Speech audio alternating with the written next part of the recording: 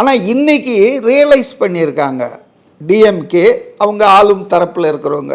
அதுக்கு காரணம் அவங்களுக்கு கிடைக்கிற உளவுத்துறை, இந்த ஒப்பீனியன் போல் கால்குலேஷன்ஸ், இதெல்லாம் அவங்க. அதனால தான் பார்த்தீங்கன்னா எல்லா மூவ்லேயும் அவரை பிஜேபி ஆதரவாளரை காட்டுறதுக்கு விஜயை பிஜேபி தான் தூண்டி விட்டுருக்குது. இப்போ உங்களுக்கு தெரியும், ஊடகத்தில் இருக்கீங்க, சபாநாயகர் அப்பாவு என்ன பேசினார்?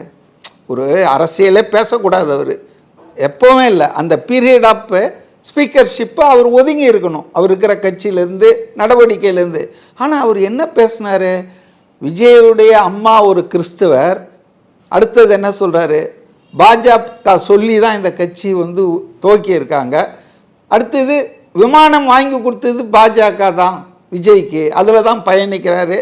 அப்புறம் மைனாரிட்டி ஓட்டை திமுக கிட்டேருந்து மடை மாற்றம் செய்கிறதுக்கு தான் தாவேக்கான்றத ஒரு ஸ்டாண்டர்டாக சாதாரண நாளாந்தர பேச்சாளர் ஊடகத்தில் பேசுகிறவங்க பேசினா நான் அதை பற்றி கவலைப்பட மாட்டேன். ஆனால் ஒரு சட்டமன்ற அவைத்தலைவர், சபாநாயகர், அந்த பதவியில் இருக்கிறவர் இவ்வளோ பெரிய லூஸ் டாக், நிரூபிக்க முடியாத ஆதாரமற்ற குற்றச்சாட்டுகளை ஒரு அரசியல் கட்சி மேலே வைக்கிறாங்கன்னா திமுக எந்த அளவுக்கு பயந்து போயிருக்கு, பதட்டத்தில் இருக்குதுன்றது தான் தெரியுது.